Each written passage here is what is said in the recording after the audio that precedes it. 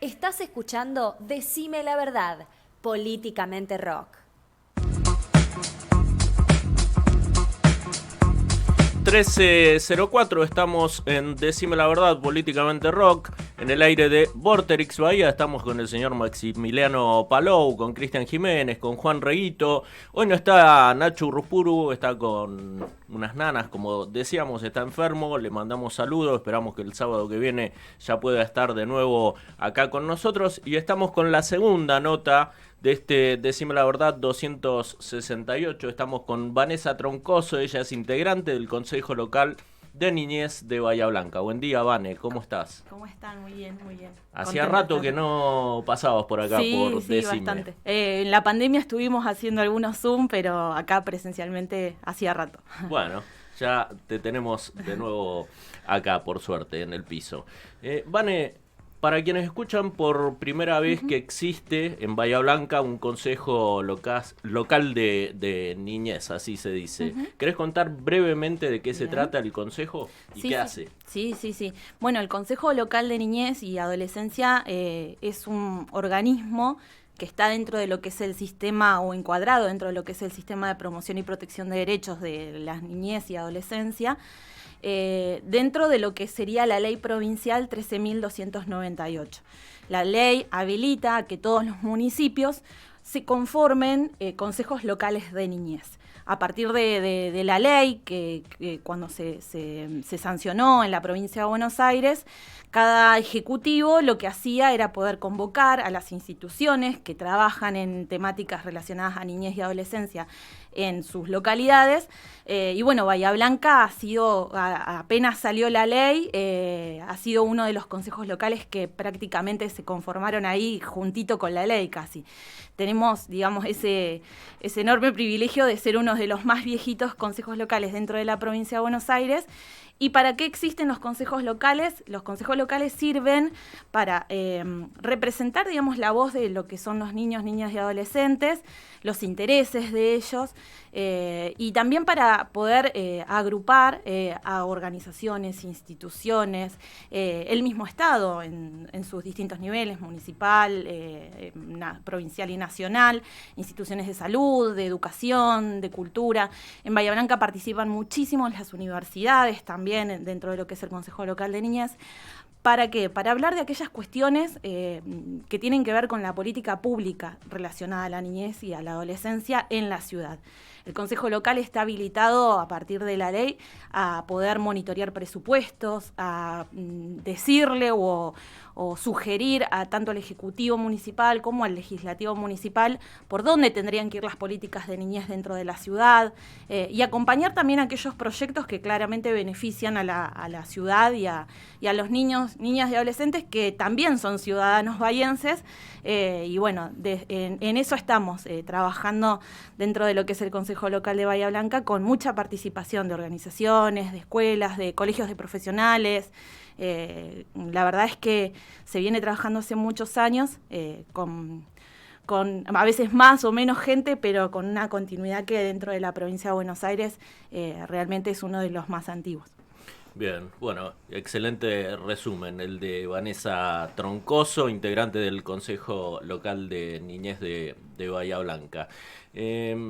No fue caprichoso, ¿no? Hablábamos con Maxi, no fue caprichoso invitarla justamente a Vane, porque estamos en el mes de las infancias. Y bueno, cuando hacíamos la producción para preparar este Decime la Verdad, pensamos cómo se resalta la cantidad de eventos que va a haber por el Día de la Niñez, cómo se hacen campañas para recolección de juguetes, etcétera, ¿no? Cosas que bueno, que están buenas, pero no sé si hacen a lo profundo. Lo profundo es saber justamente cómo están nuestras niñas, niños y adolescentes, y por eso queríamos convocarte a vos, Vanessa.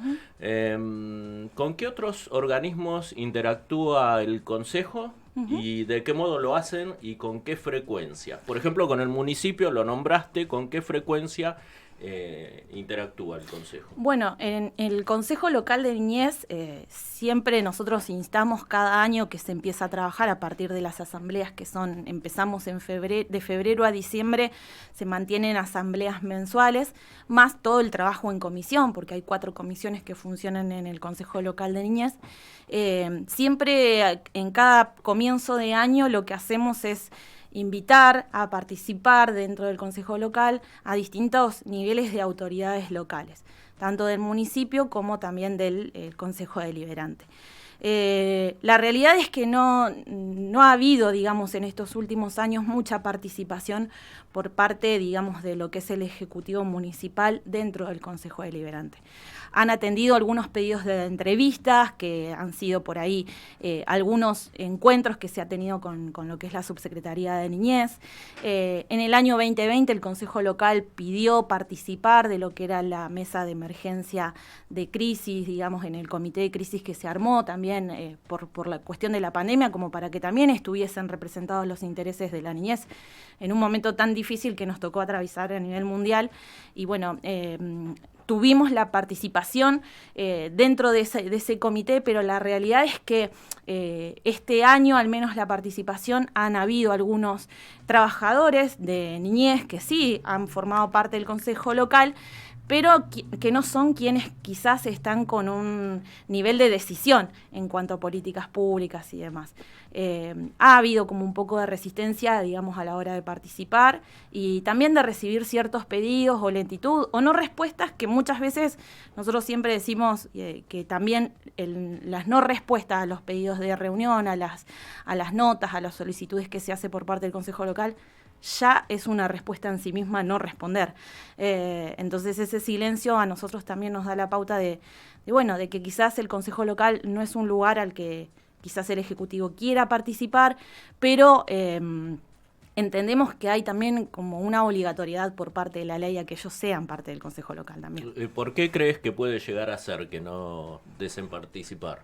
Si es que es así, ¿verdad? Sí, no, nosotros sabemos que en las reuniones que hemos tenido hay ciertas diferencias en cuanto a la mirada de cómo se trabajan las políticas públicas de niñez en Bahía Blanca.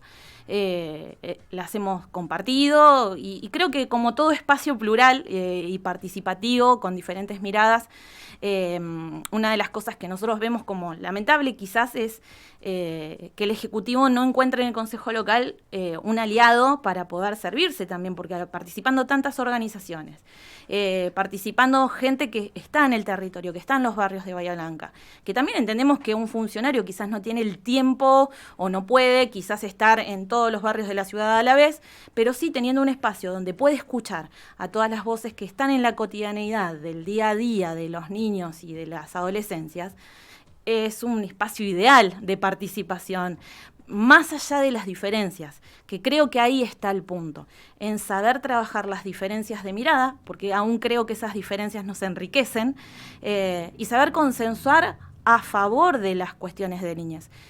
La crisis sanitaria y social y económica que también nos fue dejando la pandemia, ya hay informes de todos los organismos a nivel mundial de niñez, UNICEF, Argentina también lo ha planteado, afectan principalmente a la niñez y a la adolescencia. Hoy tenemos más de un 50% de niños, niñas y adolescentes bajo la línea de pobreza, y es muchísimo y es grave, y es ahí donde por ahí apelamos desde el Consejo Local a que participen todas las voces. Claramente la diversidad nos enriquece y es un punto de partida para poder construir desde las diferentes miradas, que claramente cada mirada va a sumar al aporte de un crecimiento y de una ayuda de promoción y de protección de los derechos de los niños.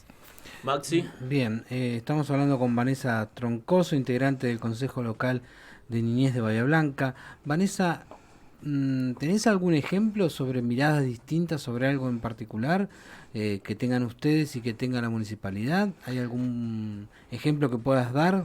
Sí, nosotros, por ejemplo, en el 2018 el Consejo Local de Niñez hizo un pedido al Consejo Deliberante de solicitar la declaración de emergencia en materia de niñez y adolescencia.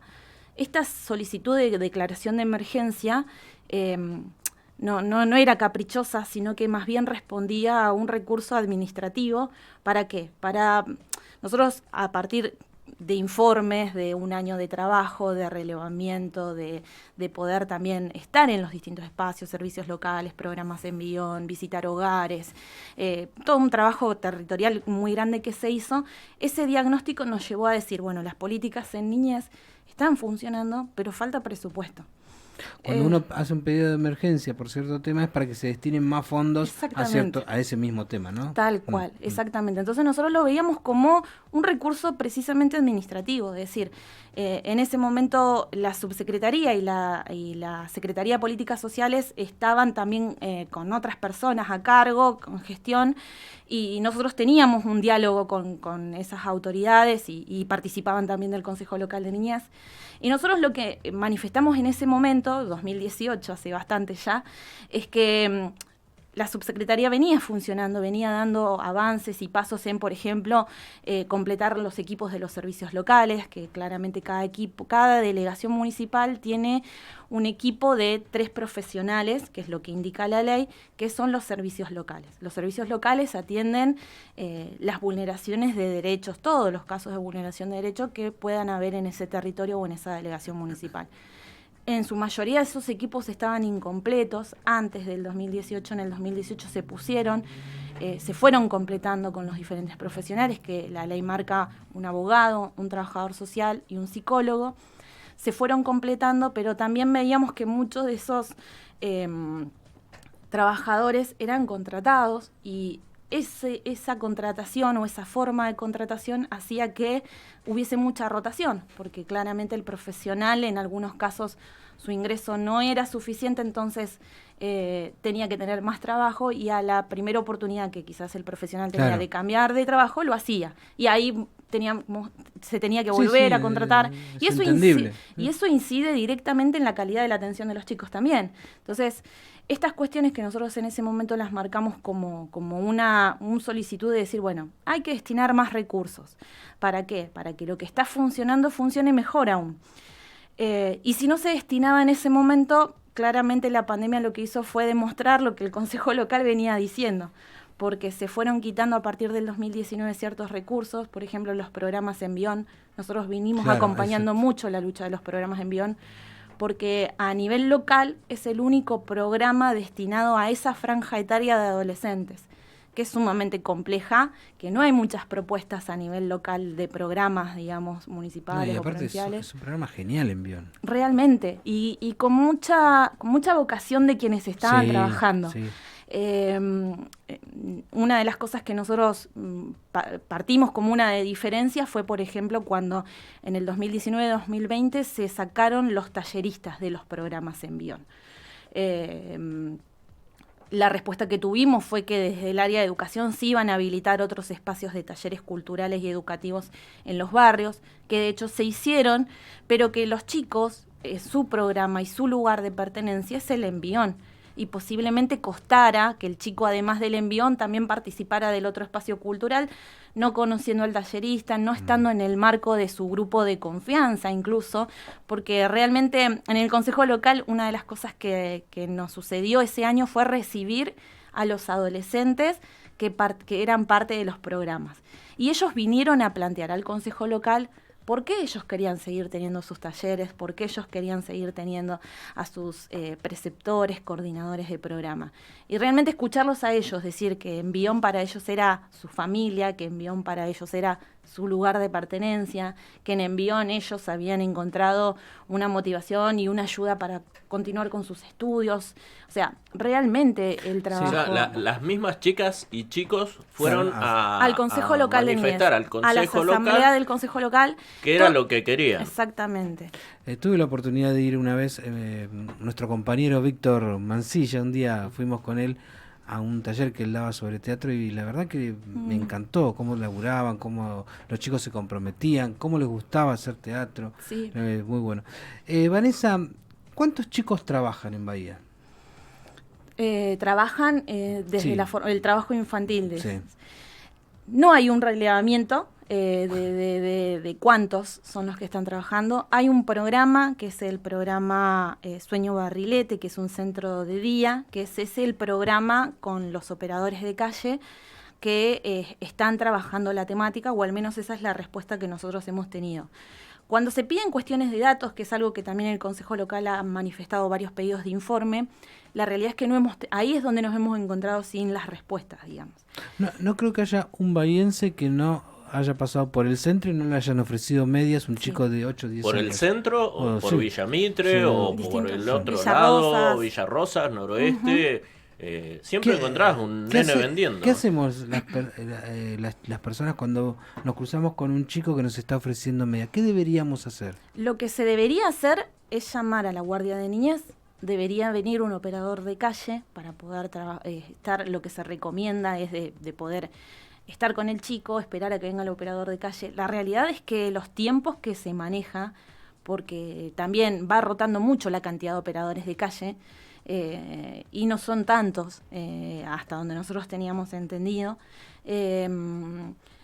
Vos llamás, por ejemplo, al 109, que es el teléfono de la Guardia de Niñez, solicitando que hay un chico en situación de trabajo infantil o que está vendiendo o trabajo ambulatorio. Se debería esperar a que venga el operador de calle. La realidad es que muchas veces nosotros las quejas o al menos las alarmas de preocupación que nos han manifestado la gente es que yo llamo, pero hasta que llega el operador yo no me puedo quedar esperando a que venga, y a veces ha tardado más de 40 a una hora, porque claramente quizás al ser pocos operadores de calle, el operador tenga que venirse desde otro lado. Cortito, el operador, ¿a qué pertenece? El operador es parte del dispositivo de atención que debería tener, digamos, la Guardia de Niñez, de la Subsecretaría de Niñez y Adolescencia. Del municipio. Exactamente. El rol del operador de calle es poder generar un vínculo con ese chico o chica para ver cuál es su situación familiar, por qué está en esa situación, quizás si está tomando estudios, si está estudiando o no, y poder entablar un vínculo para que en ese caso el chico también pueda acceder a este programa que es el centro de día, que es Sueño Barrilete. Pero es necesario que hagamos la denuncia porque, esto cualquiera que sale a la calle lo ve. Lo ve. Bueno, ese es un gran punto. Acá una de las cosas que nosotros como Consejo Local hemos venido manifestando y pidiendo, yo no me acuerdo bien ahora con exactitud del año, en Bahía Blanca funcionó la mesa de erradicación del trabajo infantil. Esa mesa venía a responder a una política pública a nivel provincial y nacional, donde conformaba también parte la Organización Internacional del Trabajo, sindicatos también laborales, el Consejo Local de Niñez, la Secretaría de Niñez y Adolescencia, y en esa mesa lo que se trabajaba era de manera integral, cómo trabajar frente a la erradicación de trabajo infantil. Esa mesa funcionó durante varios años en Bahía Blanca muy bien, incluso con convenios con lo que es cámaras de comercios de acá de Bahía Blanca, donde se hicieron muchas campañas, con escuelas, con la parte de educación distrital, donde también se participó y se trabajó mucho con la población de familias ladrilleras, que también era una preocupación, y familias gitanas, que también es otro tema que tenemos en la ciudad. Y con todo lo que era también familias, por ejemplo en Cerri, donde el tema del trabajo en las cosechas. Sí, en Villarino con la cebolla, Villarino, ¿no? Cabildo, todos esos lugares se trabajó muy bien. Incluso esta mesa respondía a una política pública a nivel provincial, donde se abrían mesas de erradicación del trabajo. Quien hizo un trabajo muy, muy bueno en ese momento fue Belén Nocetti de la Universidad Nacional del Sur, junto con el CONICET, donde trabajaban con un colectivo móvil, donde se trabajaban con propuestas de juego, pero también de cómo desnaturalizar el trabajo infantil. Esa mesa se cerró en el año 2018. Y a partir del 2018 no se pudo tener más datos, más cifras, un trabajo articulado, porque incluso participaban organizaciones. Dentro de este trabajo, la ONG de la cual yo soy parte, hicimos un trabajo muy importante también de de acompañamiento a familias gitanas que estaban en Loma Paraguaya, Claro. que había una comunidad bastante grande allí. Sí, en Loma Paraguaya, sí. Y se logró incluso, es un proceso muy largo, ¿no? Porque en estas comunidades particularmente el trabajo es más de confianza, de entablar un vínculo con esa comunidad. Se logró la escolarización de muchos de esos nenes, que era muy difícil porque muchos estaban sin documentos, entonces también se pudo acceder a eso. Fue un trabajo lindo que se logró a partir de esta mesa. Lamentablemente es algo que se dejó de tener en Bahía Blanca la mesa y se ha venido pidiendo desde el Consejo Local de Niñez. Todos los años manifestamos esta preocupación con notas tanto el Ejecutivo como el Legislativo. Algunos concejales han acompañado nuestro pedido, como por ejemplo el año pasado que participaba Romina Pires, concejal del Frente de Todos. Ella también ha participado y ha solicitado pedidos de informe desde su rol legislativo, pero bueno, las respuestas no han sido dadas. No aparecieron, digamos, ante este pedido de esta concejala. Vanessa, el INDEC indicó este año, hablábamos antes también, lo nombraste vos, este año indicó que hay casi 6 millones de niñas, niños y adolescentes pobres en Argentina. Sí. ¿Se sabe en Bahía cuántos hay y cuáles son los sectores que están más afectados por este tema y cómo se maneja desde el Estado, ¿verdad? Este tema. No hay números, o sea, básicamente es algo que es preocupante, porque nosotros partimos, y es una de las cosas que hemos manifestado, es que el diagnóstico es necesario. Es necesario porque el diagnóstico te da el pie para poder diseñar una política pública. Si vos no sabés cómo es la situación, qué está pasando, cuántas familias, en qué barrio, dónde están focalizadas, es difícil, digamos, generar un plan o un programa o una política pública que garantice, digamos, el alimento mínimo o la educación o la inserción. Sí sabemos que, por ejemplo, a través de programas en Millón, a través de operadores, a través de las mismas ONGs que participan en el Consejo Local, una de las cosas que nos preocupa en Bahía Blanca es la deserción, digamos, escolar. No tenemos un número, pero sí sabemos que es mucha a partir de la pandemia. Muchos chicos se han volcado a lo que es el trabajo de manera informal, ya sea por una cuestión de que han mostrado un desinterés en retomar la escuela, o incluso por necesidad mayormente de decir, bueno, el trabajo de papá, de mamá no alcanza, necesitamos un ingreso más, y ahí es donde, que incluso la virtualidad también fue un gran problema, porque a veces en las familias había un solo dispositivo y ya eso hizo que se despegara, digamos, el vínculo del chico con la institución educativa.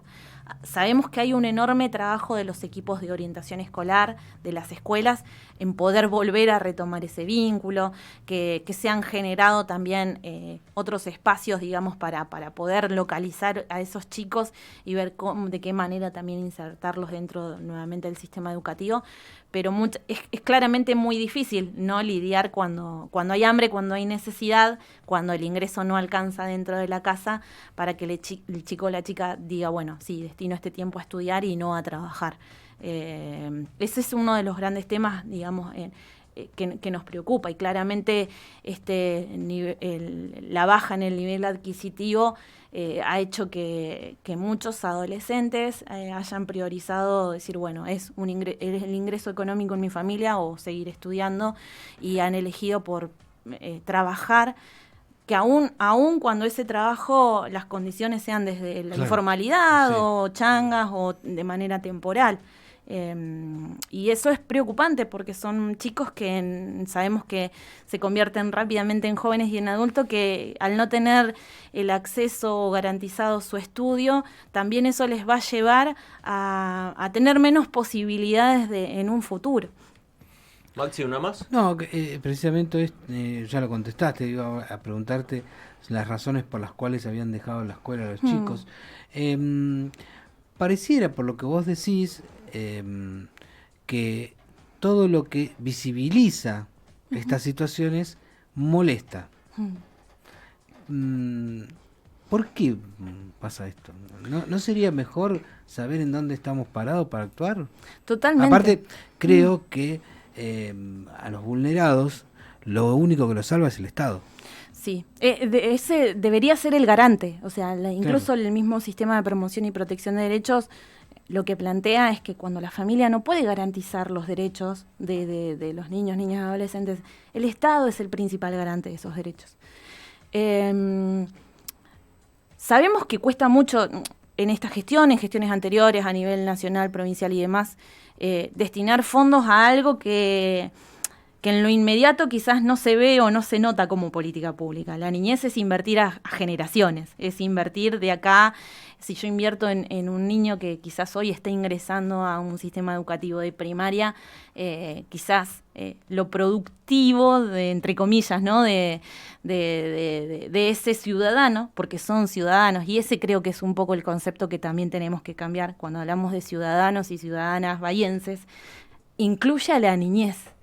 Incluye al adolescente, que no vota todavía, pero que sí tiene que ser resguardados sus derechos por parte de un Estado, que una de las cosas que nosotros en varios de los informes que hemos planteado y presentado en el Consejo Deliberante y en el Ejecutivo Municipal es precisamente esto, o sea, se ven las prioridades de una gestión o de un gobierno en donde mayormente invierte su presupuesto.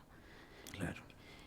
Y muchas veces es fácil decir que la niñez es lo primero, desde lo discursivo y desde el romanticismo también que genera un discurso, ¿no? De decir, bueno, la niñez es lo primero, estamos en el mes de las infancias y quizás, bueno, vamos a poner esto, vamos a hacer esto, vamos a hacer... Que incluso yo valoro muchísimo los espacios territoriales, merenderos, comedores, ONGs, que están en los barrios y que en este mes gastan incluso lo que no tienen para garantizarles un festejo, un juguete, una golosina, algo, un show, un espectáculo, un espacio de recreación, porque realmente no es que lo hacen en este mes, sino que están en la cotidianeidad y les salvan la cotidianeidad a los chicos. Sí.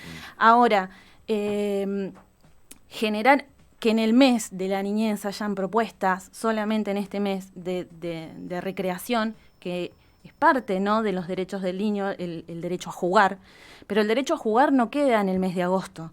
El derecho a jugar se tiene que garantizar los 365 días del año. ¿Y cuánto se ha invertido, por ejemplo, en reparación o accesibilidad de los espacios públicos, plazas, juegos o juegotecas que también, o bibliotecas, que incluso las bibliotecas cumplen un rol, las bibliotecas barriales cumplen un rol fundamental en la recreación y en el esparcimiento de los niños y las niñas? Sí, y encuentro, ¿no? Y muchas de las bibliotecas este año han tenido que juntar dinero para no cerrar. Entonces, cuando nosotros decimos que la niñez es el futuro, en realidad la niñez es hoy. Los niños ya están siendo hoy niños y niñas y adolescentes. Y más allá de lo discursivo, la coherencia se demuestra en eso, en decir, bueno, ¿cuánto se está invirtiendo, niñas? ¿Cuánto se está invirtiendo y cuánto se está desinvirtiendo también? Porque nosotros hemos visto en los presupuestos o en la presentación de presupuestos municipales que ha habido una reducción y no lo hemos visto solamente en un documento, digamos, en una presentación desde los mismos funcionarios. Los operadores, la gente que por ahí, trabajadores de niñez, los mismos ONGs, nos cuentan de que quizás la ayuda alimentaria que ellos están recibiendo es cada vez menor o no alcanza o es insuficiente incluso. Bien, Vanessa, antes de cerrar, Entramar con Leticia Tamborindegui. Sí, ese es un proyecto personal que, bueno, hemos encarado este año con Leti, con Leticia Tamborindegui, que, bueno, es trabajadora social una trabajadora social de acá de nuestra ciudad. Gran conocedora de la realidad. De las temáticas de niñez, adolescencia y también de género. Y bueno, con Leticia, nada, venimos haciendo ya un recorrido de hace muchos años, una amistad de mucho tiempo, y este año, bueno, unidas también por esto, ¿no? Por tantos años de trabajo en lo territorial, empezamos a trabajar en en una consultora sociocomunitaria que, bueno, tiene la finalidad también de poder sumar y aportar a la profesionalización de prácticas de profesionales en lo que es el trabajo comunitario, sociocomunitario. Bueno, felicitaciones entonces por entramar. Bueno, a vos y a Leticia Muchas Tamborindegui. Vane, gracias por haber pasado por Decime la Verdad. Como decíamos en el arranque del programa y de esta nota, está buenísimo que haya eventos programados en este mes de las infancias, está buenísimo que haya campañas de recolección de juguetes, etcétera, porque como bien decías, dentro de la ley para niñas, niños y adolescentes está esto de que pueda jugar el niño y que no esté trabajando, pero bueno, también está buenísimo que políticas de Estado, tanto nacionales, provinciales como municipales, abarquen esto, ¿no? Y lo materialicen y se escucha. todos los años, todos los días del año. Tal cual. Gracias por haber pasado. Bueno, gracias a ustedes. Seguimos con más Decime la Verdad.